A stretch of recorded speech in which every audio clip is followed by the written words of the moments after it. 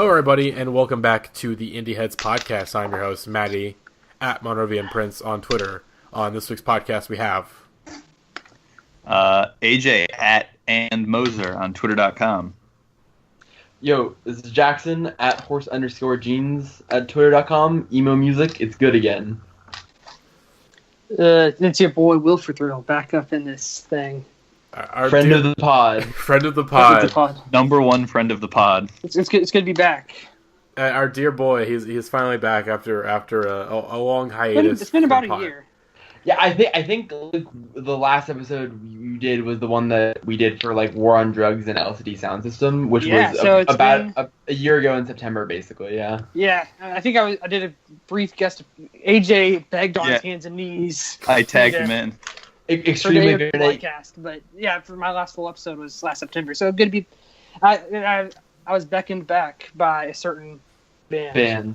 Again, well, the bat signal or that bat signal or the Mike's Heart signal, it lit up in the sky, and Will he's been sanctioned. I had to do it.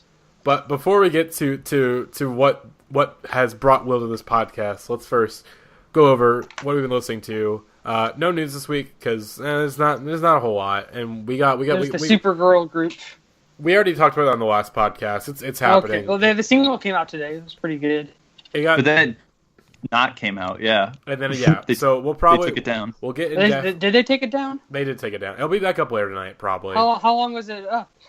Maybe like an hour, 2 hours. Okay. I was lucky. I was the lucky few. If you don't know, we're talking about Boy Genius, which is the collab project of Lucy Dacus, Jillian Baker, and Phoebe Bridgers, and there'll probably be like an official announcement tomorrow, and we'll discuss it on the next podcast, which should be coming out. We will, pretty soon, because we'll talk about the new Mitski album. But again, we can't. We'll get there eventually. But AJ, actually, speaking of Mitski, AJ, that's right. What have you been listening to this week? What have you been doing this week? Well, on Saturday, I saw the recording artist known as Mitski on her. I guess it was like technically the official release party show for the album Be the Cowboy, which came out on Friday. My thoughts on the album are not as concrete yet, and I probably won't be on the Mitski podcast. So I'm like just sort of whelmed by that album as it stands right now. I think it is interesting in concept, but some of the execution, particularly like the really short songwriting style, is not immediately hooking me. However, Mitski is and continues to be a fantastic live performer, and for this tour specifically, she said she's incorporating some she worked with like a dance instructor and is incorporating some like performance art into all of the songs from Be the Cowboy, and she's touring with a much more robust backing band than the last time I saw her. The last time I saw her, it was like her on a guitar and then someone on drums, and this time they've got she's just singing and doing the performance art pieces, and then there's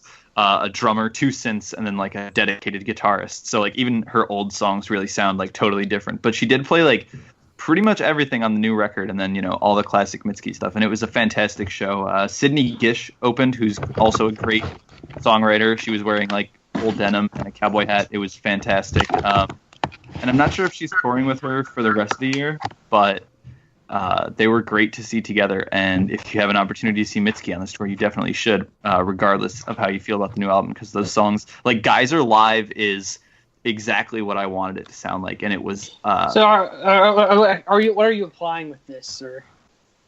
That seeing Mitski live is very good. No, about Geyser. That it goes off, that it's hard. You said that it was what you wanted a lot. Are you implying that you don't like the recorded version? No. I mean, like, I enjoy the sound of the recorded version, but, like, it's obviously very different from her, like, other songs. Like, it's a complete 180, basically, and so that added, like, electronic layer of instrumentation, like, you really feel it when she does it live. All right, I'll sounds great. I thought you were slandering the song of the year. Oh, no. Geyser's fantastic, and It sounds great, fantastic live. Too Slow Dancers also sounds great, fantastic live. Nobody obviously goes. And then honestly, like all of the new stuff, I didn't know it super well enough yet, but it all sounded fantastic live.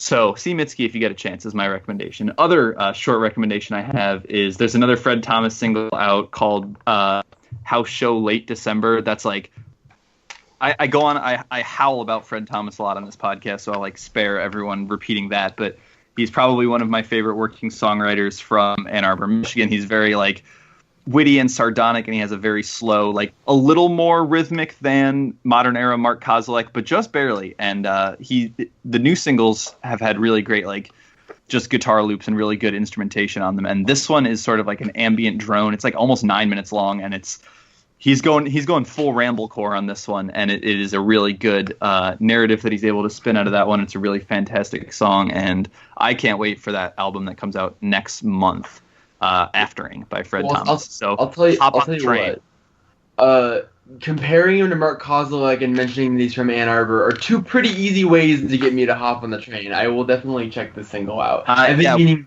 to check his stuff out in general. I know you've recommended him a bunch of times. When this album rolls around, I'm going to be guns out, just like shooting recommendations at everyone I see, being like, yo, peep this. And then finally, I just have to get it out there. I want to talk about the new Death Cab for Cutie album, Thank You for Today, which is astonishingly good. It's almost unfairly good that Death Cab for Cutie was able to put an album of this caliber out in 2018, because I think Death Cab for Cutie are obviously a band that are inarguably past their prime, but also inarguably essential to the indie rock early 2000s canon. And so a lot of people think they've far surpassed their peak, which I won't argue with. You know, albums like the photo album Transatlanticism, Narrow Stairs, Plans are all classics in their own right. But people seem to think that their kind of post-2010 output is just downright embarrassing, whereas like I thought Codes and Keys was all right, and Kitsungi was just tolerable enough for me to say that I still don't think there's a bad album in their discography.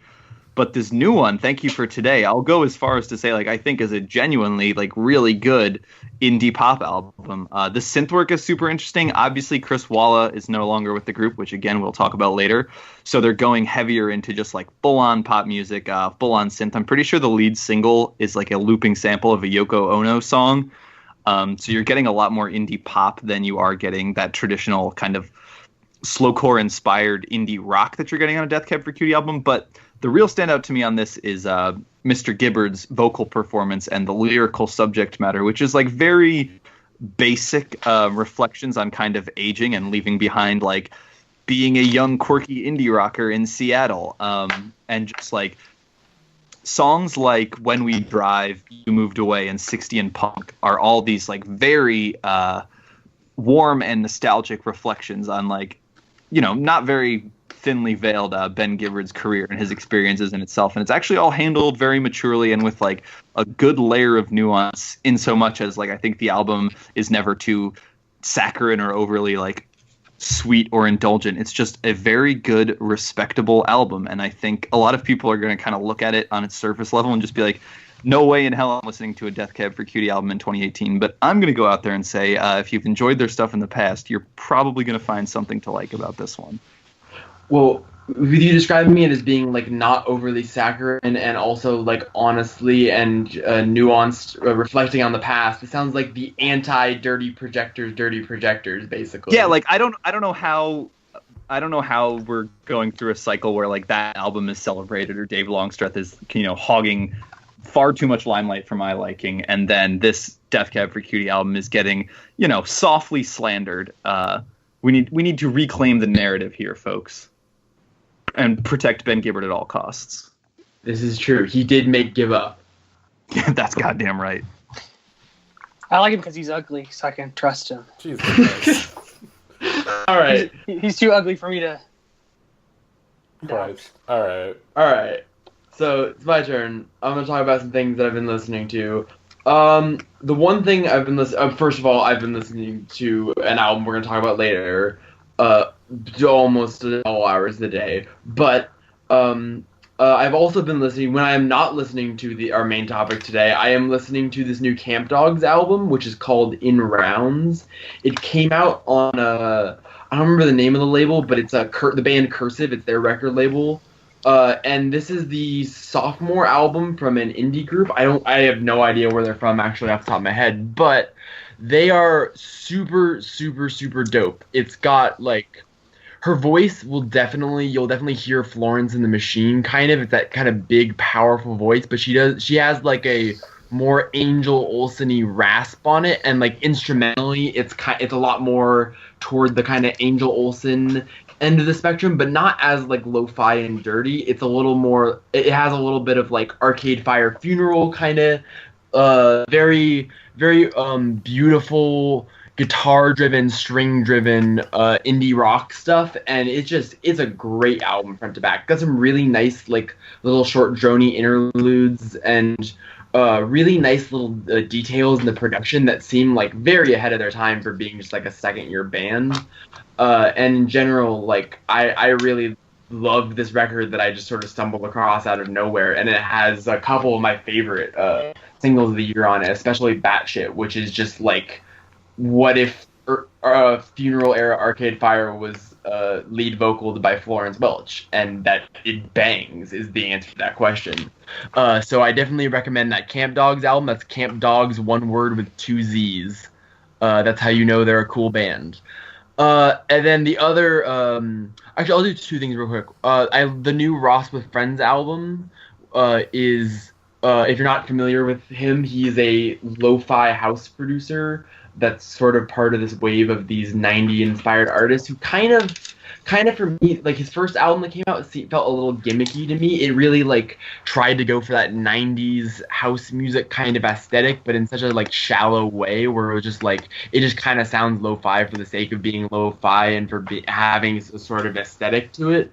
But on this new record that just came out called Family Portrait, I was just such a step up in every way. Like really, instead of like just doing karaoke of 90s electronic music, this is like really good, inspired by but genuinely creative, textured, layered electronic music. And I know Dylan was talking about loving this album as well. It's a really good electronic album if you want something kind of 90s inspired, kind of atmospheric, textured, dense house music. Really good stuff. Big fan of that. And last but not least, last night, no less than like 12 hours ago or whatever, I saw Jamie XX live, and it fucking ruled. If you have the chance to see Jamie XX live, you goddamn do that shit. Because he opened his set by playing an Aretha Franklin song that he then mixed into a house song that sampled Aretha Franklin, and then proceeded to just lay the smackdown of house jams for an hour and 15 minutes. And just ruined me to my core, and also introduced me to this 1991 house and techno song called "People Are Still Having Sex," and it's about how no matter how hard they try to warn people, they keep still having sex, and there's nothing we can do. It was so fucking, oh my god! I had just truly a wonderful time at the goddamn rave last night, thanks to Jamie XX. So if you have the chance to see him at a festival or concert date near you, you goddamn do that, because he is a wizard and a sorcerer, and I was like 15 feet from the stage watching him do it with my eyes and just couldn't even comprehend how talented he is mixing all vinyl live. He's the best. Go see him. Yeah, that's what I've been listening to this week. All right, so I lied earlier. I came back for 2 reasons. One is for our main topic, and 2 is to gas up my favorite band in the world right now, Gang of Youths, who retrospectively had the best album in 2017. What's this shit called? God damn it! Take 2. Go. Okay, go into lightness, I think. Or go further in lightness. I'm not gonna lie. I've had a couple of brews. But anyways. Yeah, so, I listened to one song with guitars and drank a beer. Yeah. I'm not lying. So, if you were to make a Venn diagram of all my favorite things I love in rock music, the end result would be Gang of Youths, Go Farther in Lightness. And to prove that to you, I'm going to read some tracks from a playlist they made called Songs We Listened to While Writing the Album. With or Without You by U2. Note Future Part 3, Titus Andronicus. Total Trash, Sonic Youth. Lunacy by Swans. Jungle Land by Bruce Springsteen. Gatekeeper by Feist. Street Hassle by Lou Reed. Broken Social Scene. Patti Smith. LCD Sound System, Sufjan Stevens. They threw all that shit in a pot and made a top 5 album of the decade. So, the way I describe it, on surface levels, it's like if you combine Japan Droids and the National, which isn't a very intuitive combination. But somehow in a year when Japan Droids and the National released very good albums, they made the best Japan Droid song of the year, and What Can I Do If a Fire Goes Out, and the best National song of the year, Keep Me in the Open.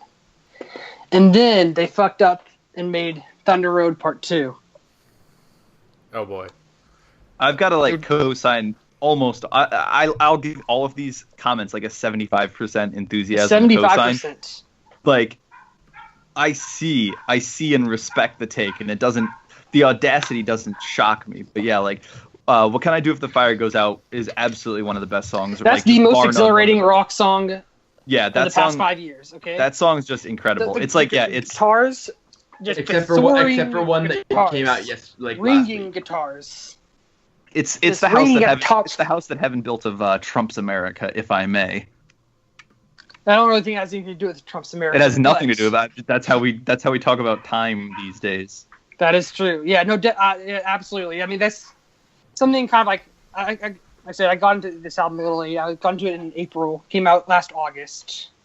Probably. It's like that same week when Brand New and The War on Drugs and Brockhampton and all of them. Lil B. Lil B came out that week. Don't disrespect Black-In, but just all the shit was coming out. So I mean, this one kind of fell under the radar. Honestly, probably one of the reasons I'm not as into this album as I should be is because most of the time I listen to music these days is at work, and I can't put any song from this album on at work without just whiling out at my desk, tapping my feet and shaking my head and whatnot, because it's just that good guitar-driven rock. I mean, Fear of Truman literally starts off with a piano riff ditty that is literally the exact same thing as Thunder Road. They went for it with this album. Okay, it's true. The thing is that's the thing that we're going to talk about this a little bit later is that bands don't go for it anymore. Mm-hmm. They put everything on the line here. Every single song is.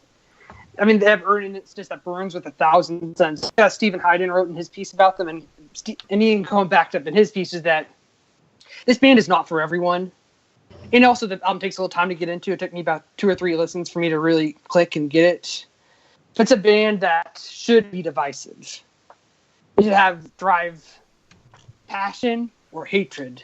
The problem is that it's done neither, which is kind of baffling. I mean, they're popular back home in Australia, down under. They've generated next to no hype in America, and it's criminal. It's a darn crime, let me tell you what. And I mean that's the thing. It's a sprawling album too. 16 tracks. It's 117 minutes. 100. 1 hour 17 minutes. So 77 minutes. It has a lot of has all these orchestral interludes, string orchestras. And there's one this Les Symbolique, which is 3 minutes 51 seconds. That directly leads into a 5 minute 19 second song. So they're not exactly economical with it, but I think that they don't waste a single second. Even the tracks I didn't like Persevere, which sounded like off-brand National at first, has totally won me over. Deepest, I mean, there's not one bad track on this album. It is, and the word I use for it is life. The number one word to describe art is life-affirming. And if there's ever been a life-affirming album, it's this one. So yeah, it's definitely top 5 of the decade for me, just because no bands are going for it like this, and combining all the sounds I love into one place. And yeah, check it out. That's all. Folks, it is time. I'll make mine my section a little brief before we get to our main topic. First and foremost, I like putting down. I like CDs. All right, CDs are they underrated again? I would say so. And I decided to throw some new CDs in my car, throw some stuff in the new rotation there, and I decided to throw Sun Coming Down by Ott back in my rotation. And folks, let me tell you, that album's fucking good. All right, these Ott boys, these Canadian transplants, they know how to make some good ass music, and this album still fucking hits a few years later. And it's also the album that made me realize I was a socialist, or at least was the album I was listening to as I was being oh, this capitalism stuff, it's not cool, man. It's not good. And yeah, again, I love this album a lot. It's good. But much like almost every album, pretty much, it does fall off in the second half. It does build back up, like, you have Beautiful Blue Sky, and then you follow it up with, like, two of the album's weakest tracks, It's like, come on, guys, you could do better, all right? But this album is still very, very good, one of my favorites of the decade, and, yeah, good boys. Yeah, I actually was revisiting Room Inside the World recently, and I think, like, overall that album is kind of a disappointment, but Desire is still one of the best songs of the year. Oh, the first half of the album is phenomenal.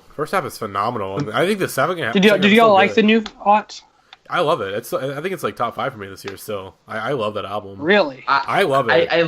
I like it. I mean, like I in the singles, I was like, oh yeah, these are some of the best singles of the year, and I just never. The album was just never something I really put on. Yeah, it's got some significant highs, but I don't think it clicks all the way for me. Yeah. But like in general, like the moment that Ott like fucks around and puts it all together on one album and really makes like their album, it's just donezo for everyone. Like they have it in them to really make like one of the definitive indie rock records of this decade. I feel like if they ever really put it all together, and that's just, I think that's a little why we get annoyed when like they put out an 8-track album that has like 2 or 3 bad songs on it, and it's like, come on, man. I think the problem they already I think Sun Coming Down is as good as it's going to get from Ott, personally. I don't want to believe that though, because they're in the same boat for me as like Parquet Courts, where like everything they do, I'm like, hell yeah, fuck yeah, love it. But like they've got a classic somewhere in there, and I want it like to come out. I think it's coming. I think same thing with Parquet Courts. I think they dropped their classic album this year, Wide Awake. I know a lot of people. But I say it as a post-punk hater, and like that's the one post-punk album this year that I can vibe with. I still like I like Human Performance more than Wide Awake. I still like Wide Awake a lot, but like, yeah, I think they're inching closer and closer. While I think I do prefer Sun Coming Down to Room Inside the World. The highs of Room Inside the World are higher than the highs on Sun Coming Down. I think like, okay, like it's in them. They just got it. It really is like they're so goddamn close to getting it all together. And I think like it's gonna happen sooner or later. Like it's either gonna be the next album or the one after that. But I think again they're still putting out like for me like consistently great albums. For me personally, maybe not the great album they can make, but like for me it does the trick. So again, I love them. All right, I love the good boys. And but speaking of great ass albums, I have an update on my album of the year and my new album of the year. No. Shut up, Will. Shut up. Will, friend of the podcast, more like enemy of the podcast host. Anyways, Heynderickx, I Need to Start a Garden is my album of the year. It was Palm for a while, but this new Heynderickx album, folks, it's been hitting. I got it on. I'm mainly talking about it because I got it on vinyl the other day, and again, I haven't gotten to spin it just yet because I've been busy with work. But it's fucking great. It's been in my car rotation for like 2 or 3 months now. I love it to death. But I mainly want to talk about it as we were discussing this before the podcast began. Generally, at this point in time, we can kind of figure out like, okay, this is what the podcast album of the year is going to be. Like we usually can figure it out pretty well at this point. But like. And this is going to be sort of the segue between this segment and then our main topic. And that, like, so far this year, I don't think there's been a definitive podcast album of the year. Like, I don't know what will end up being our album of the year this year when we do the podcast awards. And because it's been, like, at least, like, the consensus has changed, like, it's changed pretty consistently, like, every month or so. Because I remember when Ice Age came out, Ice Age album of the year. And then, like, Let's Eat Grandma came out, and of course, we all, Let's Eat Grandma album of the year, and then Death Heaven came out, and that was like, oh, Death Heaven album of the year, and now our main topic, Foxing, Near My God, and now we're like, shit, is this going to be the podcast album of the year? And, folks, I will not set AJ, I think AJ is the most, AJ or Will, the most veteran Foxing fans, or have the most knowledge. That's the thing, is that I wasn't a Foxing fan. Okay, so AJ. They're the one of the weaker tentpole bands of the genre until this album. Ooh, so okay, which is what makes it such an astounding accomplishment. Which we will get into because I'm on the same boat of like not liking Fox a lot.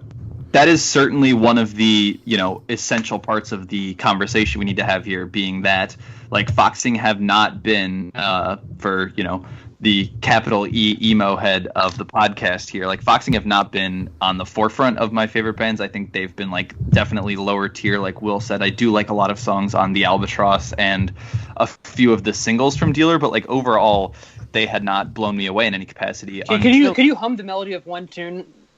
I really Dealer? like the Magdalene. Hum the tune. Especially the live version. It goes like, Mother of God. It's good. It's good. However, it wasn't until they dropped the first single from this album, Slapstick, where, like, I've said it on the podcast multiple times, like, I still can't listen to that song without just getting full body chills every time it, like, breaks out. The progression of that song is just immense and kind of signaled to me that, hey, like, they're really doing something different here. It's a, like, it's a, the Hotelier style jump. Maybe that's a bad comparison because they've changed their style so much, between, like, their records, but, in being like, hey, we were doing this kind of, other style, but now we're, like, combining a lot of these big respected kind of rock traditions, and we're trying to make one big album that, like, we really feel like is destined to be a classic. Like, we hinted at it a little bit earlier as well, but, like, my favorite part about, the lead to this album is them coming out and just being like, yo, like, we wanted to make an album that when we listen to it, we're like, yeah, this is the best album I've ever heard, which you just don't, like, hear. That's not a thing you do in rock anymore. And I think it's, like, a way that the music press has changed, and the way we consume music has changed as well, which is a conversation, like, worth having along with the merits of this album. But just, like, you can hear the tangible ambition in every second of this album, and it makes it's so immediate and so punchy and so compelling to listen to, like, every single time. It translates across all of the performances. It translates across every song. It's just, like, the album has such a momentum. Clocks in at almost an hour. And, like, I don't think there's a dull moment in it. I think, like, every song is, at the very least, a super compelling, structure with a great concept, great execution, and fantastic instrumentation and vocal performances. Like, this is far and away my favorite album of the year so far. Probably guaranteed to be my favorite album at the end of the year. It's, like, to me, the first time listening through this album was, like, on par with when Psychopomp clicked for me, of just a, like, canonization of an album being like, oh, this is the one. Like, this is an album for real. This is what music sounds like, baby. It's, like, good to be excited about music. I'm like, that's something I was thinking about. Like, this, like, I mean, like, this is kind of like a being over dramatic. Like, this is the reason why we, like, obsessively listen to every new release and are, like, obsessed with music. Yeah, I mean, like, so that we could hear and experience albums like this. Yeah, this is like one worth waiting for. You know what I mean? And I don't think, I don't think I've heard anything, like, on this level in the past 2 years that I was able to enjoy for more than, like, a month and a half, pretty much. I'll put it that way. Well, I think, like, I guess the one good way of putting it is, so when Ian Cohen wrote his review, Jason Green wrote on Twitter, I can't not work up that enthusiasm for these albums have for themselves, or that diehards like Ian Cohen have for them, but I'm eternally grateful that Ian is around to write about them. And then Ian wrote back, it's a high compliment, but my whole thing is that these albums are widely ambitious, accessible, and emotionally resonant indie rock that I believe could be welcomed by a far bigger audience if they weren't always seen as these albums for diehards. Like, when I listen to Goodness or Harmlessness or Near to God, I remember what it was like to experience the unbridled ambition, sonic expanse, and emotional fervor of Funeral, or you've forgotten the people for the first time, not like Three being cool. I think hits the nail on the head. Like, these are the event albums now. Like, they aren't treated as such in terms of their ambition and the musical content. These are the albums worth being excited for. Yeah, it's hard to, like, as someone who, as we have such a big investment in emo music, and will hotly contest the 8.1ization of the genre, where, like, people, you're allowed to look at these bands if you like them and say, like, oh, they're doing really great things, but they're not allowed to kind of, like, have that success of making a classic record or anything that's going to, like, end up in the top half of a publication's kind of like album of the year list. They're not allowed to be like culturally, artistically great. They're No, not allowed. There are these things for this niche group that isn't like, for whatever reason, is just kind of seen as like. I mean, it's you could argue like, and this was actually a kind of great take that Stephen Hayden had in his Korn piece, which is basically like actually the Strokes ruined rock and roll by making rock and roll about being cool instead of making rock and roll about like trying. Yeah, like actually like really gunning, because now like emo bands are seen as like trying too hard, which is so bizarre when like emo is being so wildly like welcomed by the rap community right now, but for whatever reason emo rock music like isn't really feeling like the forefront of what rock music, like the typical like people who write about rock music online talk about. Like people are way more likely to write about like post-punk bands that way less people listen to because those are like cool, and emo bands aren't. They're still seen as like the vanguards of the genre, those kinds of bands, right? With like, or it's why like those bands will get bigger write-ups or bigger press profiles about them, just because they still have like the image of the rock band. And so a band like Foxing kind of comes from a smaller background, like doesn't have this big build-up, and in all sense there's been like a tangible progression in their career that's brought them to this point where they, now stand on the precipice of being able to put out an album like this. They've been around for long enough where people will like look at the name and go, I think I've heard some of their songs, like I'll certainly check it out. And to sort of grab with no hesitation and to latch on to that cultural moment and be like, yo, here's the album, is a pretty immense moment for the scene. Yeah. And like, we're talking about the reception and conversation around the album a lot so far, but like it is, to me, I think it is all palpable in listening to the album. You can hear like the ambition and their background and their history and their experience as a group. They brought on Chris Walla from Death Cab for Cutie to like help out with the production. Formerly from Death Cab for Cutie. Yes, correct. Who has notably never lost. Yeah, Chris Walla never lost. The God. Well, so you're talking earlier about how like they're not allowed to be the top half of the album of the year list. They're just not given the critical view seriously. And so that kind of brings up the elephant in the room, talking about this album, is that the biggest band they took influence from was the one band in the scene that had that ability, which was Brand New. I mean, yeah, like it's hard for me to listen to this album and not hear the like direct influence from, especially I think Devil and God, which was is my favorite Brand New album by far. Like the similarities in some of the punchier post-hardcore parts of Near My God are like direct callbacks to riffs from Devil and God, and I think Five Cups is like straight up could have been on a Brand New album, like is just on that caliber. And I also think that there are a lot of similarities, like I mentioned too earlier, like the Hotelier, and then some of the more like punchier, quicker bands around the indie emo rock scene. But they also are able.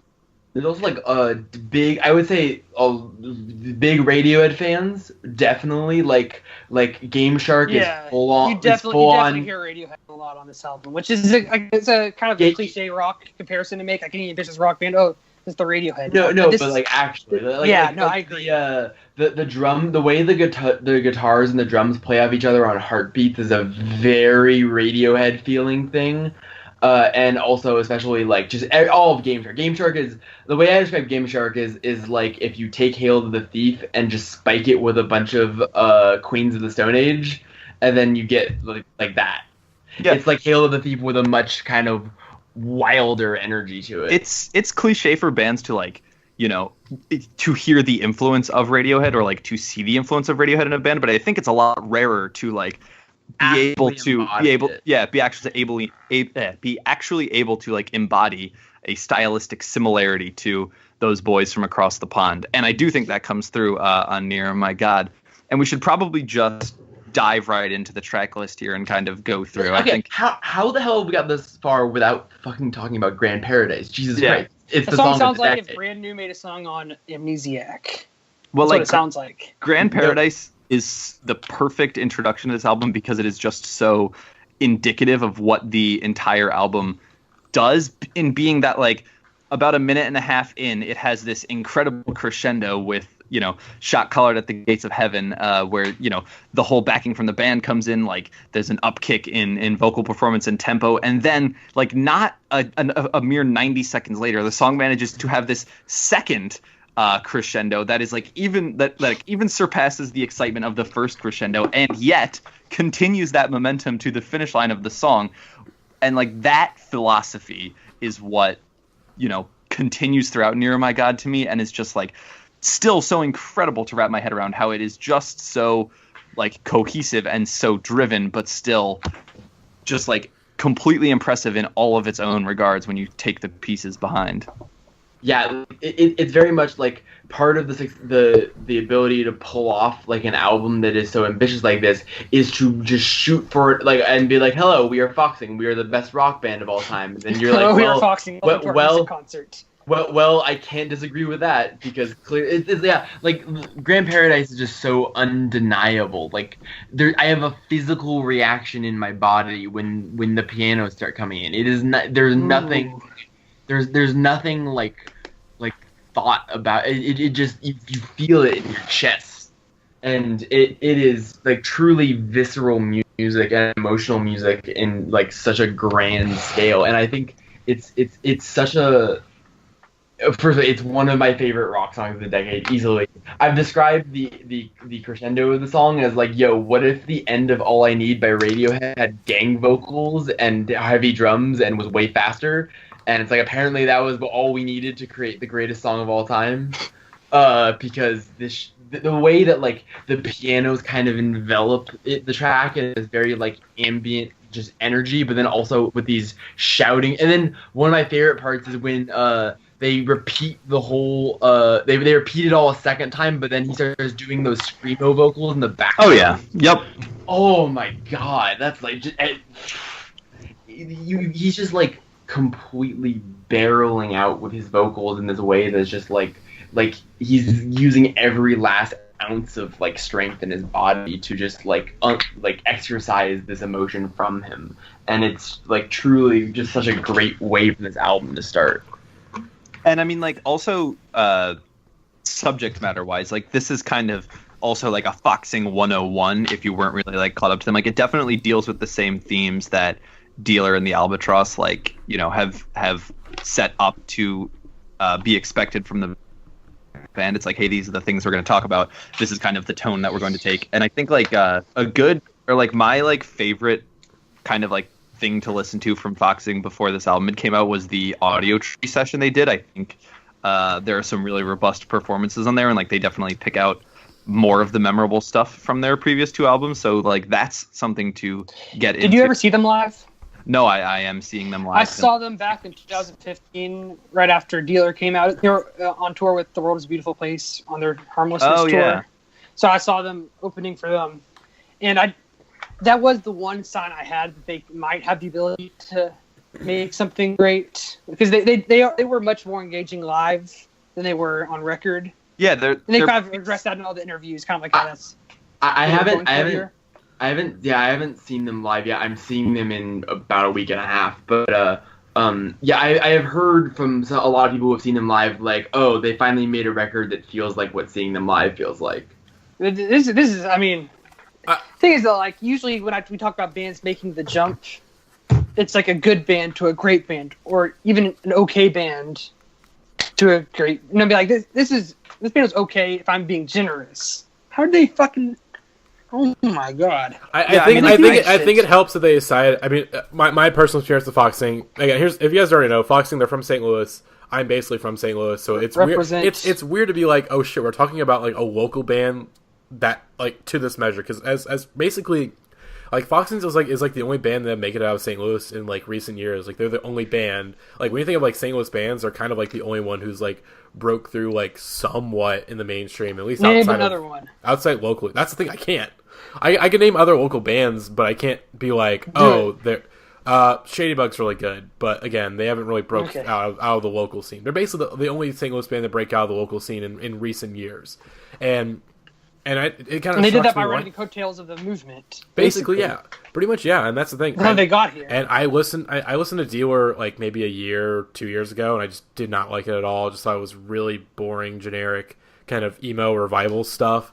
And like I said, I've not really got to talk about the album a whole lot yet, but I fucking love this album. I really love this album. I'm with you guys completely on the hype train for this one, which is rare, because sometimes it takes a little bit for me to get there, but like almost instantly I was there with you guys on this. And also, it's because, how emo is this album? Like, this is something we need to talk about. Really, is this an emo album? Not really. In places, yeah, but the whole like math rock emo stuff, it's been stripped away pretty much. It's more indie. I think that the sorry, Jax. I think emo rock is still the primary thing that's going. I would say that's the strong. I mean, like, there's so many moments in this album that are like very explicitly reference using emo bands like Brand New as their reference point. Well, that's not things like. I think really that's like what the core that holds this album together is. Because I talk about this album as being just like a rock record and like an exploration of particularly these grand maximal styles of rock music of various sorts. But like I think the emo DNA at the heart of this band and in the style of the vocals and in generally kind of their sort of ethos, I think that really does kind of act as the glue that sort of combines a lot of these different seemingly disparate rock music influences. I would describe it as an emo band making a classic rock album, and like both of those labels meshed together. I would say art rock more than classic. Yeah, that's a good. I think there's a lot of overlap there. I'm imagining something on like the Pink Floyd or like Led Zeppelin type scale. Right. So yeah, you have on that caliber. So yeah, maybe like art rock is a better moniker for that. But just like all of the kind of classic trappings of a capital R rock record are here, and I think carried so well in an era that, I mean, like the difference is like, what if this album kind of came out in its exact form like 30 to 40 years ago? Like what is the... Well, I mean, this would have been a game... Well, I mean, like that's really impossible to say because it's influenced by... Like I said, it's influenced by Radiohead and Brand New. I mean, they were 90s, 2000s band. You can't... But, I mean, about the equivalent, yes, it would have been a game changer. It certainly is. Yeah, this album is like, oh yeah, this would have gotten platinum in the 90s, like definitely, no question.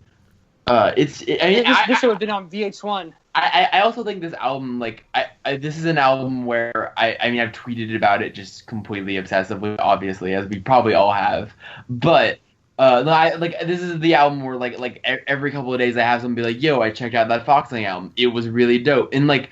This is an album that is strong enough that no matter how hard the bastards at Pitchfork.com hold Ian Cohen back from giving it a 10.0, like people are gonna come around to this album because it is just like you said, like even it's not gonna be for everyone, obviously, because like it's really going for stuff, and if this is just not your sort of thing, then this is probably not going to win you over, but it has this like undeniable quality to it where it's just like, even if this isn't the ride that you signed up for, you got to respect them for really like going for it in the way that they are. Before we keep going down the track list, I got to speak on something that's been really irking me. Like as you were saying, I've had a lot of people just come back to me and be like, yo, that Foxing album that you like told me to check out is actually super good. I really haven't seen anyone say anything negative about this album, except in the few instances that I have seen someone like this album, they have all had the same exact, complaint to leverage at it, that truly baffles and mystifies me, where they say it sounds like Imagine Dragons, that I just literally cannot comprehend. I've had like, I think it's the electronics and kind of their production is very pristine. It's grand and it has electronics and they're yelling loudly, and so I do also understand like the surface level, but they're just completely trying. I mean, I guess they're kind of in. I mean, they claimed whatever. I understand where that comes from. Like, just in terms of like on a piece of paper, if you describe the things that are on this Foxing album and you describe Imagine Dragons, I can understand how people can see why. But like, buddy, like, Foxing rips. No, not Foxing. Imagine Dragons. They got. Well, that's you know, joking. They're going to be critically reappraised in like 15 years. The key misnomer in that comparison is leveraging comparison to Imagine Dragons as a complaint or as a sticking point for negativity. Where like, you got some bangers, I won't lie, But I was listening to Won't Drown earlier today, and like when the operatic vocals kind of kicked in, I was like, oh, I hear it just a little bit there, but I think you're a madman. The percussion. Yeah. Like radioactive. But I've talked slapstick. Friction. I've talked slapstick to death on this podcast. It's a fantastic song. It still gets me every time. Like, works again in the momentum here. You go, how do you follow up a song like Grand Paradise? Slapstick is the perfect answer to that. Lich Prince is, I think one of the more overtly brand new tracks as well. Like, it's just got that kind of sick and sinister vibe to it. And the guitars on this song. Yeah, the guitar solo on this one. Where did the guitar solo come from? the guitar solo on this one is truly like the War on Drugs, Yeehaw, Devil Horns. I want to compare that. I love my beautiful dumb guitar boys. They're just so big good. Dumb guitar boys. This is like the perfect example of how you take just like a great rock song, add a guitar solo, and then turn it into just like a mind blower. Like, you could just have like a good song, which is what like the first 4 minutes of Lich Prince are, and then when you add that like last minute of a guitar solo, you're like, oh, this is the one. Like, this shit fucks. If you add a guitar solo to any song, my dumb brain will like it. We've talked about Game Shark a little bit before, but Game Shark is... That was the one that changed my mind about this band. So, like when Slapstick came out, AJ sent me a direct message on Twitter.com asking me if I heard it. I listened to it. I said, no, with my schema in my brain about what I think Foxing is, Slapstick on one listen did not change my mind. But then... And then I missed Near My God entirely. I skipped on it. But then I saw the folks on the timeline raging about Game Shark, so I gave it a listen. Where the fuck did this shit come? It's definitely the farthest cry from anything they've ever done before. This isn't the same. This is not the same band. Although it does, like, the drums are being used in kind of a Radioheady way, but they are mathy in a similar sort of way to like some of their it is definitely still like the furthest, but like the crazy noisy there's production. Nothing on this track that resembles anything on Dealer. In general, and Dealer just especially, yeah, you're right. There's a little bit of like really mathy drums on Albatross that kind of remind me of the drums on this, but then like when you add on like his crazy vocals on this and like the fucking noisy ass production, especially toward the end when it just gets completely insane.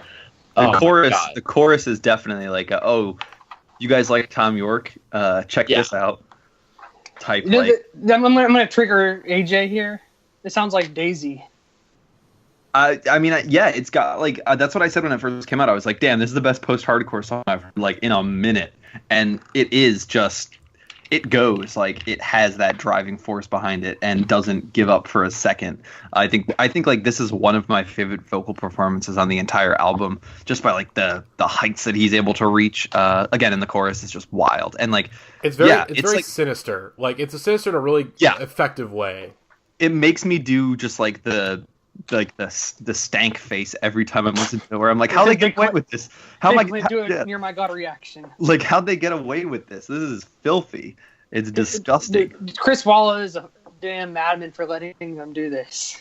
Yeah, and this album, that's a good point to bring up too. This album like really cannot benefit anymore from like the finest pair of headphones that God ever made, because the production is just like, I'm still just like hearing little new wrinkles every time I listen through this album again, just like with twinkling in the background and then like how the synths work together. It's just immense. This thing is so impressive. There are so many wild details, like the start of Won't Drown sounds like a Bjork song's about to start with the strings.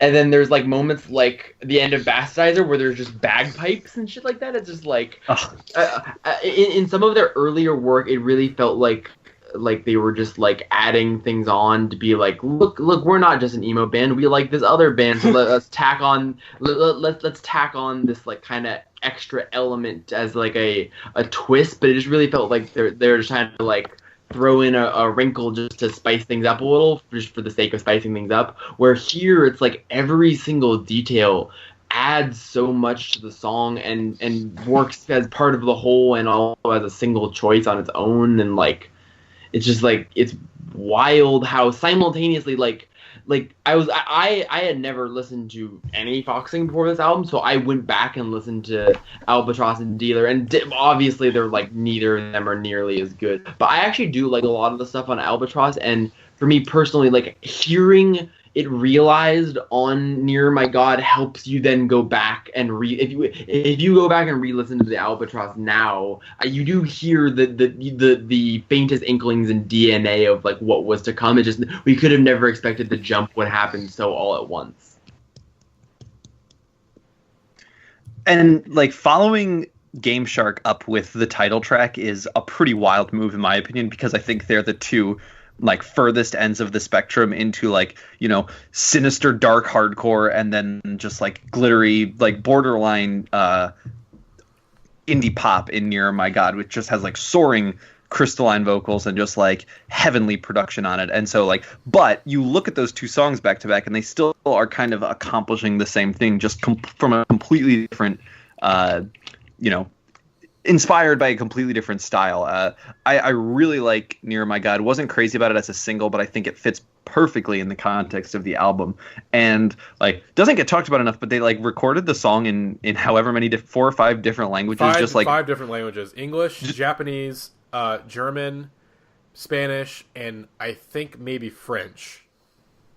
Because they could, I guess. I don't know. But, like, you know, it is probably the most lyrically simple song on the album. So I can honestly see why that's the one they chose to translate across. But it just speaks to, like, the ambition and the big, the big ideas that I think they're trying to tackle with the record. I also love the structuring on this song. Like, the way that this is a compliment throughout, and I will definitely be talking about this with Bastardizer, but the way that it kind of like rises and falls and builds in creative ways, and it never really kind of does the same exact thing twice, but also manages to have that great hook and really feel like the way that they're able to do these sprawling, linear, complex, like toward a single point songs like Grand Paradise, but they're also able to do these songs that like have more conventional like direct pop appeal, but sneakily have like complicated stuff going on in the way that they're structured. That's kind of hard to pick up on at first, but it's what makes the song so dynamic. Is like really like they're making dynamic, ambitious songs that are then also very accessible and visceral, and they're making shorter visceral songs that have sneaky amounts of complexity to them. It's just like, damn, this band rules. Yeah. Well, speaking of the...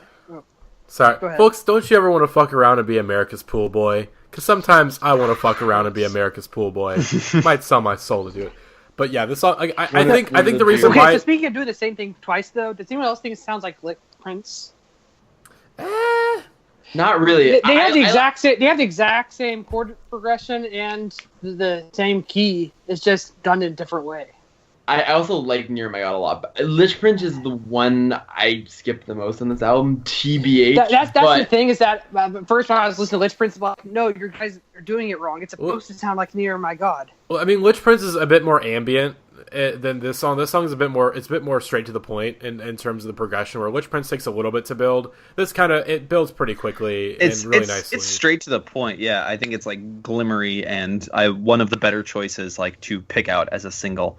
They apparently didn't want to put this on the. Apparently, Chris Wall had to like force them at gunpoint. Yeah, like they nearly didn't put it, and I do think it's like a good. They thought it was too sincere. I think it's a perfect centerpiece for the album. I love like where it comes in the succession, and like that gets into a point I wanted to bring up in that, like, you know, we've talked a lot about like the instrumentation and just like the impressive sound of this album sonically, but like I think like textually, it's not as direct as just like when I listen to this album, it's a very just like visceral of like, holy shit, this sounds so good. I love listening to it. I'm kind of almost not paying attention to what he's saying in a lot of places. And I do think that it doesn't really have an immediate sort of cohesive subject matter as an album. It's sort of, I don't know, collections of vignettes again that like touch in on some of the same topics that they dealt with on like some of their past stuff. But I'm curious if you guys are taking anything from the lyrics of this album. Speaking of complaints about this album, the next track is 5 Cups. I wasn't going to be the one to say it, but if I have to have a least favorite song on this album at the moment, it is 5 Cups is getting this skip. There's about 5 minutes too long. Ooh, I like 5 Cups, but 5 Cups is the point where maybe here's the thing. I disagree because I don't think it's not my least favorite on the album.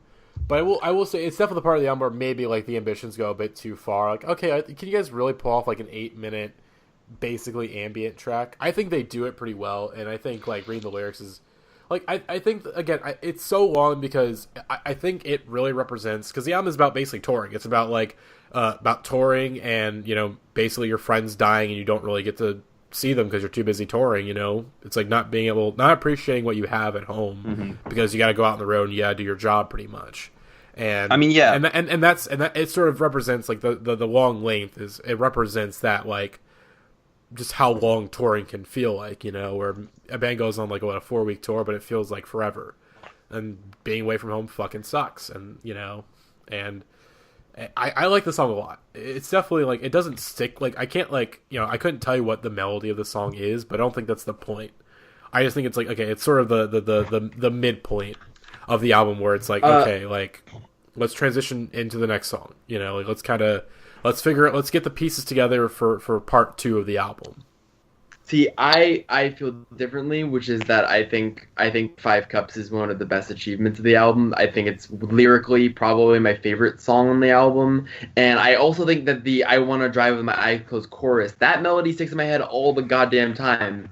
It is so good the way that it, like, so it's so, like, kind of, it starts in the beginning and just builds and builds and builds and has that great crescendo, and then it has these, I obviously, I think the ambient section at the end probably could have been like a minute and a half, a minute shorter maybe, but like I wouldn't trim it by more than that, because I really love the ambient section and the way that like the looping drones kind of feel like these like clouds, and you feel reverberations of the loud climax. You kind of hear like little like fragments of the kind of climax of the song after it had exploded. Now like it feels like parts of the song from earlier are like wading through this like kind of like ooze, and then these horns kind of emerge from this like fog basically at the end of it. And it, I don't know, I will admit I don't listen to it like obsessively. Like, it's a 9-minute long song. I'm not just like, yo, let me throw this on real quick.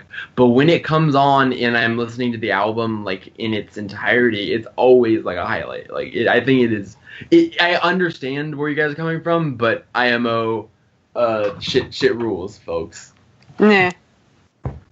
That's just me.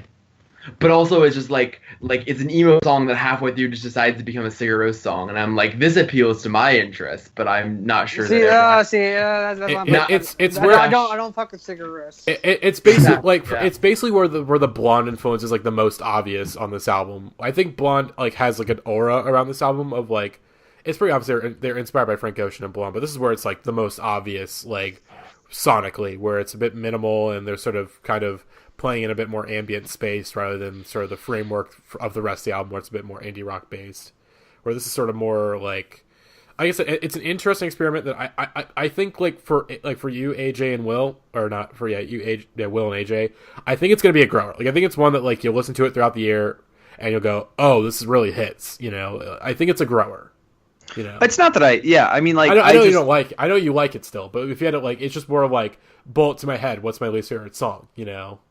That's basically where I'm at right now. And I think like it is, you know, its achievements and its impressive qualities are like its own, and maybe a little bit removed from like the album as a whole. But it is a great kind of split between half and half of the album itself. I mean, I like this, like the song at the beginning. The song at the core of it, the track is good. I just think that the outro just lollygags a waste of time. No, but I will say it does. The song does follow up my favorite song on the album, "Heartbeats," which I think even The first time I heard that sample, I did not think it mixed at all. I think even Connor Murphy, is that his name, right? The lead singer of Foxing. That is his name. I think he's even said this is the favorite his favorite song that Foxing's ever made, and he's fucking right because this song fucks. All right, this shit's good. Yeah, it's the songs that do not lollygag around. It's this song. This song, dear member and friend of the podcast, Lily described this song as Weird Fishes meets Fake Empire, which is just fucked up that exists in the world. That's gonna haunt my dreams. Yeah, exactly. Like that. This song is just like those driving drums and the kind of mathiness of them and the way that they sort of like spill kind of over each other as those guitar riffs the drums and the riffs and the way that they kind of work together in unison to just drive this track forward is so great. And then every part of the lead performance by him is just like Connor is just like perfect for the kind of driving forward energy of the song. And it's less like noisy than a lot of the other songs, but it's one of the most like really engaging kind of I love this. It's just a great song. I said I still don't know about the sample, but it's such a good song itself that I don't care. Yeah, the way it follows up Five Cups with this just like, you know, ballsy sample-led synth lead is like, this is what it sounds like now, and you're like, cool, get it, I'm in, because like the vocal melody on this is like by far the most impressive part of the track, and it just like comes in and it's like, we're going for it, and continues to drive the track and is like one of the more pointed lyrical moments of the album for sure. Like it's hard to listen to the song and be like, damn, it be like that. But yeah, super impressive. Like in an album where like every song is my favorite in some way, like definitely one of my standout favorites. I think I do have a standout favorite that we're nearing, but this is up there. My favorite line in the song is the part where he yells, "Pull that rat herd out of your chest." That part specifically is just so good. Oof.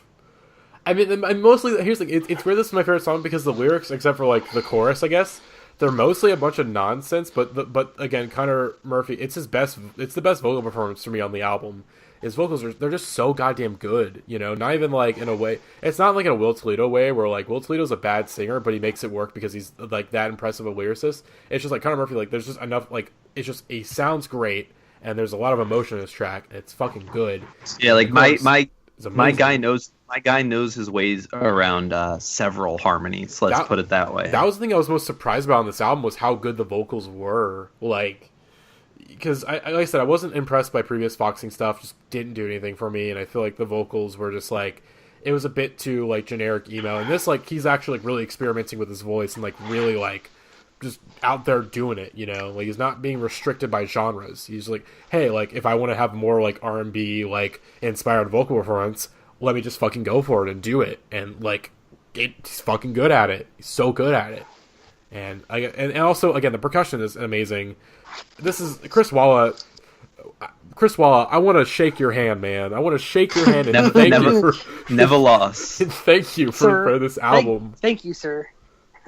But this guy has so many hits. Can we also thank him for the electronics that he added to Trapped in Dillard's? Because that song rules. I was about to say that like one of my favorite moments on the album is the little beep beep that's happening in the background of Trapped in Dillard's. Like whatever that sound is that a guitar? Is that like a very muted, high-pitched guitar? Because like that is a good sound that I want to hear more of in my ears.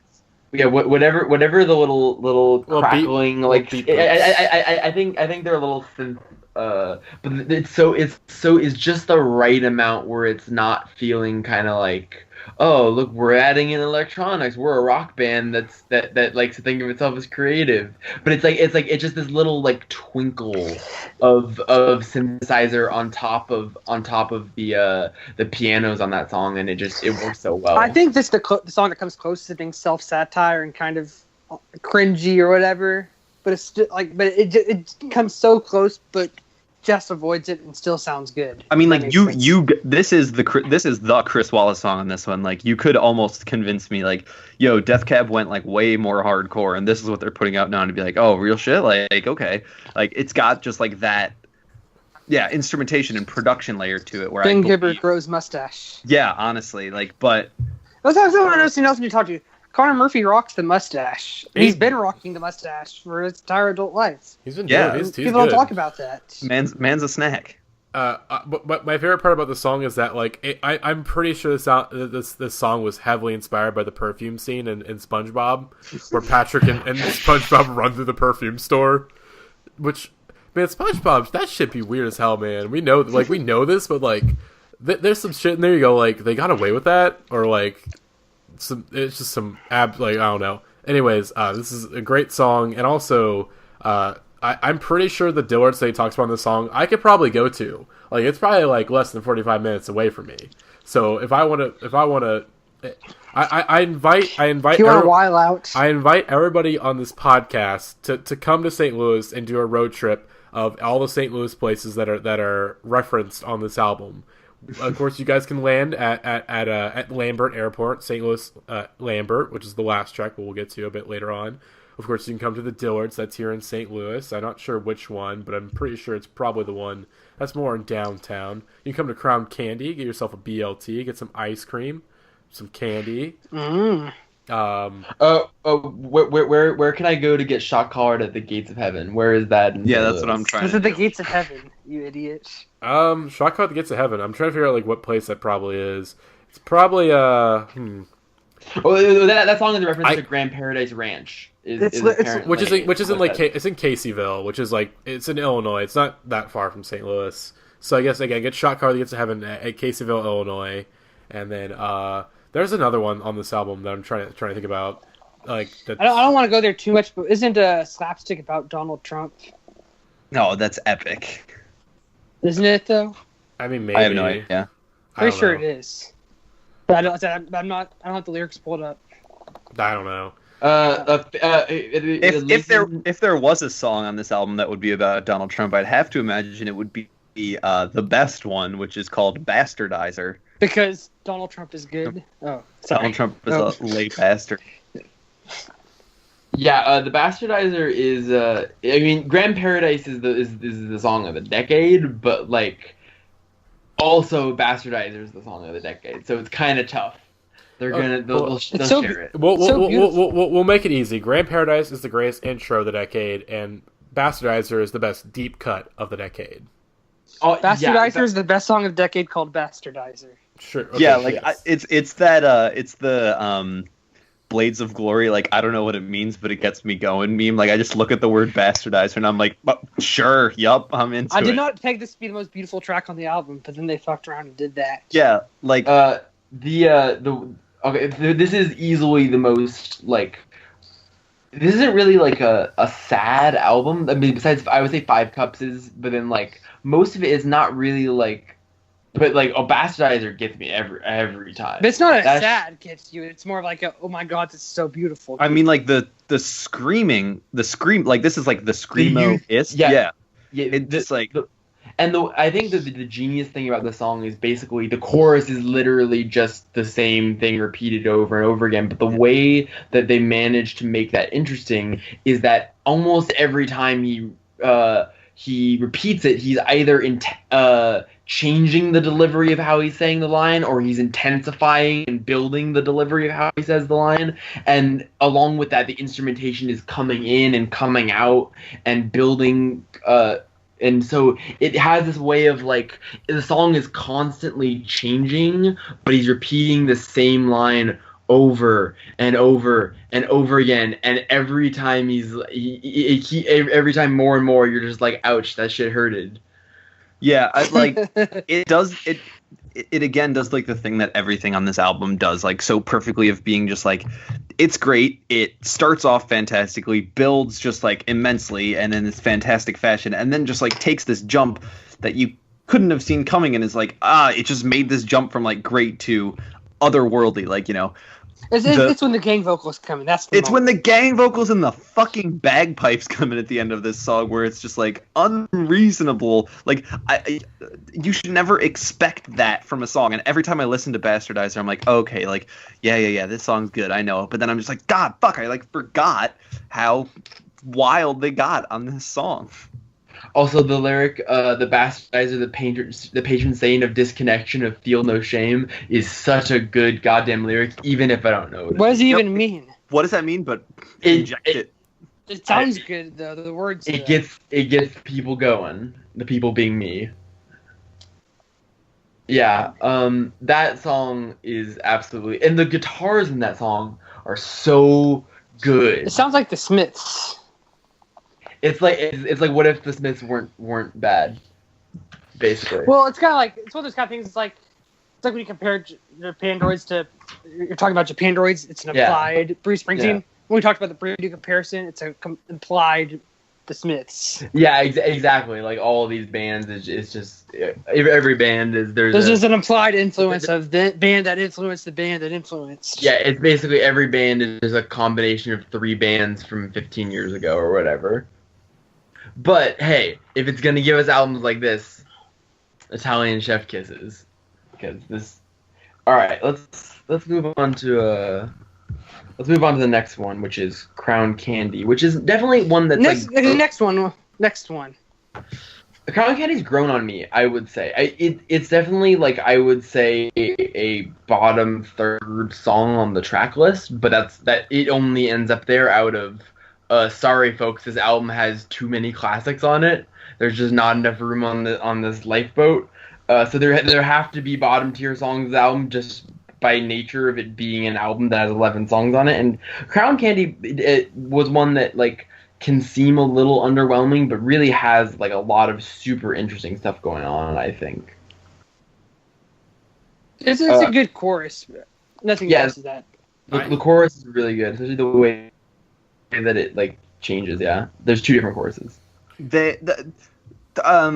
Crown Candy and Won't Drown to me are like a weird moment of the album where like they're the most kind of definitive pair. I think they go hand in hand like perfectly, and after the like soaring heights of a song like Bastardizer, I think they're a like reasonable come down for the album, and I think they like end it or like kind of, you know, start peddling the momentum of the album on its way out, pretty much. I'm going to disagree with you there, Chief, because "Won't Drown" is a top 3 song of the album, buddy. Oh no, I'm not saying that like in quality. I just mean like. No, I know what you're saying, but like, I think that's not like the part is "Won't Drown" when they come back after the interlude. Chorus. and then that's one of the most exhilarating moments on the album. I completely agree with you, and by the time like that hits and is washing over me, I go, damn, I am ready I am ready to take a break from this album, because I feel like I'm doing a full body workout. I feel like that Arthur meme, and DW's like standing in the rain. Yeah, like that's it. Like, these 2 songs together bring the album to an incredible climax, is I guess what I'm trying to say. Like, you know, they are clearly signifiers of sort of the end, the cohesion that Near My God so impressively manages to put together. Crown Candy is one of the ones that like I look at and can't sort of immediately call out to myself what it sounds like, but it does again have that incredible plotting rhythm to it, where like it's another song that just builds super well and manages to like top itself in explosive qualities like twice, even 3 times in the course of listening through it. It's immense. The instrumentation, again, super impressive. This is where the acoustic guitars start to come in, which, like, you know, super into that kind of sound on one of these emo tracks, for sure. I love the acoustic guitars. Also, in general, there are a lot of lyrics in this album that kind of, like, snuck up on me, where, like, as I started digging more into them, I was like, yo, there's some real... fucked up lyrics on here, especially like the outro to Crown Candy, which is "I'm wasting my life on you. Last gasp on this helpless rock was wasted on I love you." Just like oof, ooh lad. There's a lot of NSFW lyrics on this album. Hey, I'll have what he's having. Christ. I would say honestly, this would be top 3 on the album for me. Like, I really like this song. Like, just because you're from St. Louis. Well, shut up. It's not that, Will. Shut up. It's a little bit that, but shut up. It's just a great song because, again, like I said, it's probably the most pure like indie rock song on the album. Essentially, I would agree with that. Yeah, but that's I mean, I like a good old indie rock tune, and this is a fucking smasher of an indie rock tune. All right, and love to the independent rock music. Shut up, man. Will, again, buddy. You're really becoming enemy of the podcast right now, or enemy of podcast. Here, I'm becoming a thorn in your side. Yes, Mans is taking the bait. All right, Won't Drown. Let's talk about Won't Drown. AJ, what are your thoughts on I will drown because this shit's gonna kill me. Well, yeah, I wanna drown in this song for real. Like, it's just that good shit. Okay. Yeah. When we can just get jump when the strings come in and the chorus it's just like yo mind if we be the greatest rock band in the world for a sec real quick, and it's like go ahead chief. It's definitely the mathiest song on the album too. The drums are fucking amazing. They sound fucking incredible. It's just sounds like the world is ending.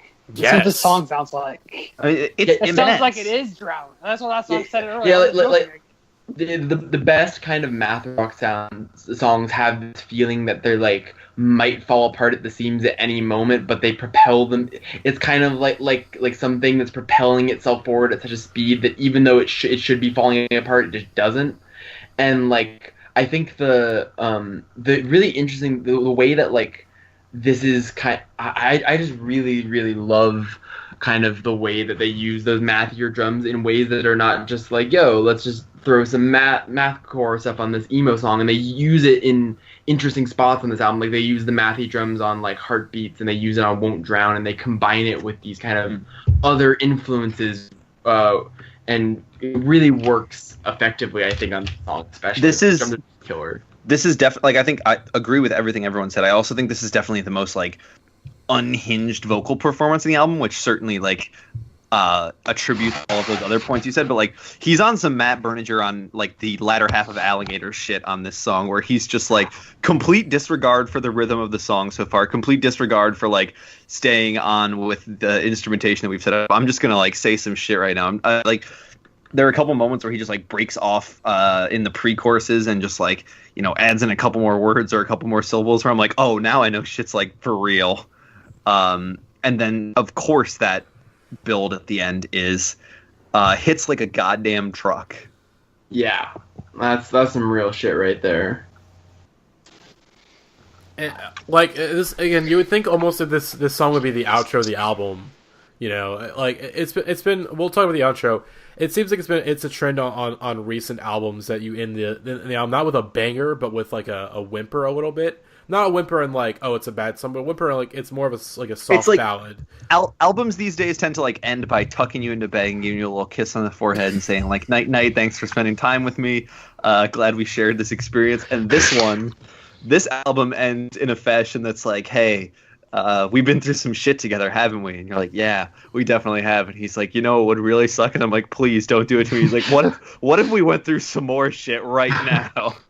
And the worst part about it is that it feels like one of those kiss you to bed songs where it's just this kind of slowly, these slow building kind of, and you feel like it's going to just gently keep rising, but then all of a sudden you hear those drums come in and you're like, oh boy, hang on to your butts here, and you have no way to prepare yourself for what's coming, and just the way that it breaks right into that drum, the drum beat as soon as they break out of the big build up is just like that single moment right there is just like that's what like truly great. You can't just make an album with 12 good songs on it. You need to have these like iconic moments, and I think the part of the way you can tell this is such a like clearly ambitious album, besides just like hearing it in every single ounce of their performance, like starting an album with Grand Paradise and closing an album with Lambert is like, we really care about when you put this album on, the first song completely blows your face off, and the last song does the same thing and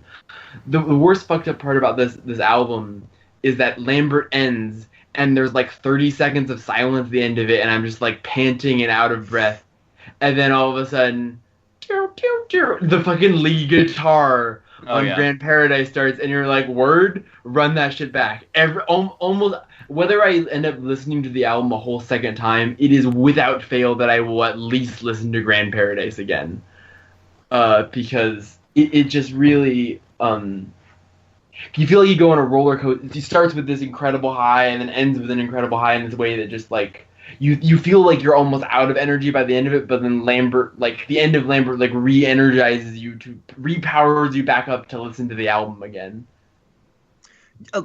So contained in Lambert and then evocative of the entire album is the way that like it's such an organic build that never kind of betrays what the album has been at this point, or even any song on here where it's not like a drop or like a, you know, beat change or anything like that where like it just suddenly, you know, the exact reason I hate Travis Scott's Astroworld so much, in that like it doesn't let you feel comfortable with what you're listening to for more than 30 seconds at a time, and just like is so constantly like throwing new ideas and stuff at you. Everything on here is so organically built in and layered on top of each other. Whether we're talking about like a song like Lambert that builds to this immense crescendo, or just like looking at any streak of songs on this album, and like, you know, any handful of tracks is going to have a pretty significant stylistic difference, but they all manage to work together so well where you're just like, I gotta keep listening to this thing every time it's on. Absolutely, I agree very strongly. Yeah, like everything on here, even when they're like moments that are really surprising or shocking, those moments are built to in a way that feel earned, and also like every choice in this album feels very like inevitable. It doesn't feel like they just tack something on. It's like simultaneously, like when the last build of like Won't Drown comes on, simultaneously it's like, how could I have seen this coming, but also like, how was this not gonna happen like this? Like it just feels so right. And so earn, and like that's the thing about this album, is that people think they can't make albums like that because it just feels like you're throwing the biggest, grandest stuff at the wall to try to just be the loudest.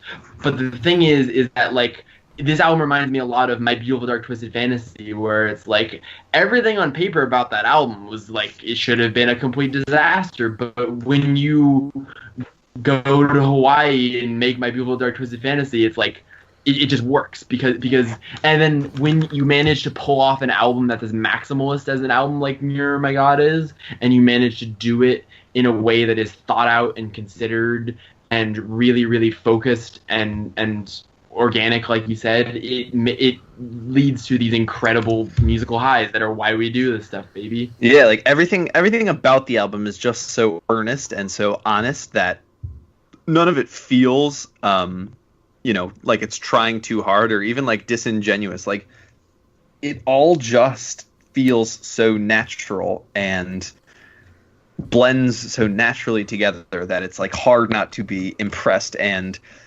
compelled by listening to this album. And in some regard, I mean, you don't have to love it as much as the group of us do, but I think it's hard to look at an album like this and like not come away just thoroughly impressed by like everything that the band managed to pull off here, because like it is so just immediately happening, is a great way to sort of describe it. Like there is a lot going on and it all works very well, in my opinion. Won't fuck us over on Mr. November, on Mr. November. I kind of November. kind of don't get that Ian Cohen comparison. Like, yeah, I actually don't either. I just felt like singing that song. In spirit, I do get it, but it's like a different outro almost. This isn't. I mean, this isn't quite as balls to the walls as that song. Yeah, it's more to me like holy Jesus Christ, the last song on Home Like No Place Is There. Yes. Just like builds and builds and builds to the point. To the point, Dendra. It just builds and builds and builds to the point. Even or even End of Real. Yeah, builds and builds and builds to the point where you're just like, I am emotionally like hashtag peak right now. Like, you got to stop doing this to me. And then it's like just where you're at the very precipice where you can't take any more. It's just like, okay, we're done. We're good. Like, enjoy. And I'm like I am panting by the time that song is over. I'm done. But it's still somehow not the climax of the album either. Well, exactly. Yeah. Whereas Mr. November is the climax. That is the main event. So, but yes. I for one can't wait to go to the Foxing show and light myself on fire when they play Grand Paradise and just run around the room. There are several hypothetical moments that are just gonna kill me during the Foxing show. Grand Paradise, Slapstick, Lambert, Bastardizer, all of those songs. I'm like, yeah, I'm probably gonna die when they play that song. Like, I can just see like the lights, the lighting effects that they're gonna have during those songs. I'm like, yep, cool. I'm ready to meet my maker. Yeah. That's the thing is that they probably won't have that many cool, because I mean they're still a small venue band. You know what I'm saying? Yeah, they're playing arena shows in small venues. I'm seeing them at the Loving Touch in Ferndale, which is not a super. Is that where they're playing? That is where they're playing. Yes. Jesus Christ! Oh, that's the best place to see them. Oh, Jesus, that's gonna be good. Oh, I'm excited. I saw Cloud Nothings play there like many years ago, and that was a ripper of a show. Hell yeah, I am excited to. I mean, really, if I don't stage dive during the end of Grand Paradise, like the whole show is a failure. If I'm not being like hoisted in the air while he's singing Palms Kept Gold Rings Folded, like yeah.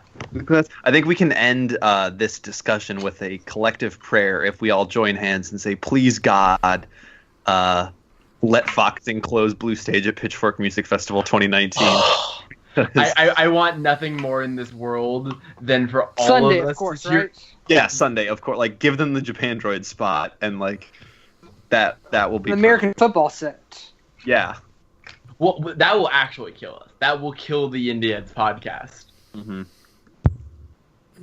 Yeah, I can't wait to see them. I think like they haven't. I don't think their tour has quite started yet. They did one acoustic session with Stereo Gum where they did. They were in Europe when the. Oh, okay. They're in Europe right now. I've been feverishly like Googling for live versions of some of these songs, and I haven't been able to find any of them yet. But I saw a little bit. They the other day they Instagram live. Yeah, they have been sharing some Instagram stuff. I can't wait to hear what these songs sound like live. I have heard tell that Game Shark live is just like pure fucking just not okay. Yeah, that's the other one I'm really excited to hear live, just because I can't even imagine what there's going to be a pit for that song. I'll tell you what. I'm a while out. I'm opening it up, brother. Don't you worry. I may or may not go because it's on a Tuesday night. I have to be able to work at 6 a.m. every day. I'm gonna be the party pooper here. Also, shouts out to Rat Boys and Mississippi who are opening, who are also fantastic bands. That's true. I might see it. It depends. Yeah, it depends on work. If I work the next morning or whatever, or if I have school. Let's see if the wind's blowing the right direction that day. But I feel like, also at the same time, they're a local band. Like it's a hometown show, so it's gonna be like a different energy. And it's like it feels weird going to that show being like, oh, I only like one of your guys' albums. Like I feel like I see bands sometimes where I only like one album, but like for Foxing, it's like when I saw Mac Miller back in like 2013, where it's like I liked watching movies with the sound off and nothing else, and so it was like weird crowd disconnect. Like hearing songs at the St. Louis show, you're gonna get some true heads who are just gonna be like screaming like "Play Rory" the whole time, and you're gonna be like, okay, but let me hear that shit I like. Ain't no one's trying to hear that. Let me give Realty Chief. Ain't no one's trying to hear that shit. Although, the one thing I mean, like in general, people say that a lot of those, especially the Albatross songs, they're like not mixed and mastered super well. I've heard those sound real damn good live. No, actually, like I said, I saw them in 2015 after Dealer, which is pretty mid to bad album. Their old stuff is good live. Their old stuff is kind of like the second American football album, where that is a perfect. Like that's honestly. Except that was as good as it got before this. Well, yeah, what if American football made their second album before they made their first album?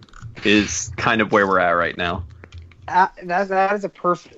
Which is like most bands basically. So Yeah. Like I said, I'm just like an awe that this album exists. You know what I mean? Like it is. It's If thoroughly. you'd asked me 30 days ago what I thought about Foxy, I'd be like, they kind of suck. Now my answer is, Boy, they might done be it. a top 5 band in the world. Right? They're a top 5 band in the world right now at this level. Yeah, like I mean, point me to an album this technically impressive, and I'll And I just don't know how this group of musicians, these group of men, These made dumb this guitar boys. music. How they I don't know how it happened. With ambition, determination, and Chris goddamn Wall. I do think Chris Wall played it just in the sound quality. He might be the magic spice that they were missing as a band. I mean, I think also like as a band, they all like everyone in this band, the bassist, the drummer fucking rules. Like there's so many good drum parts. Like everyone on this album in the band completely kills it. But like it very much might be true that like Chris Walla is very much like the Nigel Godrich missing secret, MJ's secret stuff. The secret for sauce. this band. let's just say who put this shit together? Chris Walla, the glue. Chris Wall, come on. Well, I'm not a member of this podcast, but come on, boy, time and discuss it. Yeah, Chris Walla, the door is open. come on, boy. Time. Chris Walla, come on the podcast and rank the Death Cab for Cutie albums because I need to have a serious conversation with Ben Gibbard. I mean, we could try. I mean, well, the thing is, literally the only thing I disagree with is that I think Narrow Stairs and Plans should be switched. Otherwise, that's like my literal exact ranking. The fact that Ben Gibbard has the audacity to, like, first of all, not put Kitsungi last, wild. No, Kintsugi is good. I was holding my tongue earlier, but Kintsugi's my favorite Death Cab album of the 2010s. I mean, like, I think it's better than Thank You for Today and Source and Codes. The fact also that the photo album is second to last is egregious to me. Like, that might be my favorite Death Cab album. It's okay. I mean, I would put it higher than that, but not much. Like I put it like 5 or 6. This is a completely just extraneous conversation at this point, but like, let's start the dialogue. What's your favorite Death Cab album? My favorite Death Cab album is probably Transatlanticism, if I'm being honest. But but number 2 though has to be We Have the Facts. Yeah, We Have the Facts photo album. Well, like, I hope you guys enjoyed this week's episode of the podcast. Just turn the audio down and fade this out as we argue. This is a faded outro. No. All my favorite shits had bonus joints like this. You know this. Here are my Death Cab rankings. Give Up, all the other Death Cab albums below Give Up. Jackson's right. Give Up is not that good. He's right. So see, it's better. It's better than any Death Cab album, IMO, and it is the only Ben Gibbard album I revisit regularly. Please just let this fade out and be the end of the podcast. See, no, but here's the thing though. Such Great Heights is Ben Gibbard's best song. It's definitely like his like most successful pop song, but I think it's not though because I think District Sleep is I Will Follow You to the Dark is their most well. It is technically, but like isn't the Iron and Wine version of Such Great Heights kind of like more well known than the Postal Service version? No, it's not that much better. I said more well known. Wait, Such Great Heights? No, I don't think it's not. It definitely helped the popularity of the song, but I think the Postal Service still. It's not like the Manford band did with the Blinded by the Light or nothing. We spent this entire podcast talking about emo music, and then we diverted into a conversation about ranking Death Cab albums. AJ has truly taken over the podcast. Yeah, like my brain fired. So what do you put? Photo album number 3 then? Okay, like, well, I'll Okay, guys, we're finally having a podcast that ends at a decent time, and we're doing this shit. It's over. Well, you can shut up. Well, shut up. It's over. All right, it's over. So we're going to have this conversation after. You have it afterwards. Just we got to continue this dialogue, okay? We have to continue the dialogue. Y'all know where to find me. Again, put this elsewhere. Again, we'll save this for boy time. All right, you want to have AJ on boy time? Okay, Talking about you- Death Cab you- rankings? Get him on boy here's- time. This is my podcast. This is my zone. I'm telling you, Yeah, we gotta that's- end that's- this damn you podcast, did the Will. you did the Wait, are we recording right now or not? I'm still recording. I'm waiting for you guys to shut up so I can do the outro. God damn it. All right. God damn it. I hope you guys enjoyed this week's podcast. We'll be back probably later this weekend for the Mitski cast. Again, we wanted to like I said, it's only been like 4 days since the release, so we kind of want to give it some more time and let it sit a bit more and give it some more listens before we do a podcast on it. And again, if you want to catch up with us, subscribe to us on YouTube, on iTunes, leave us a review, helps us out. Comment, share with your mom. I don't know. Follow us on Twitter at IndieheadsPod. That's really that's mainly our only social media because Facebook. Again, Mark Zuckerberg, he'd be a fuckboy, and I don't want to support his platform.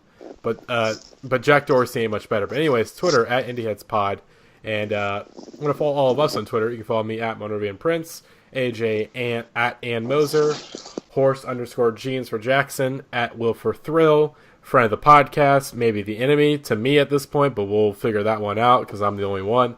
But we have this podcast, and we will see you guys all on the next one. Peace.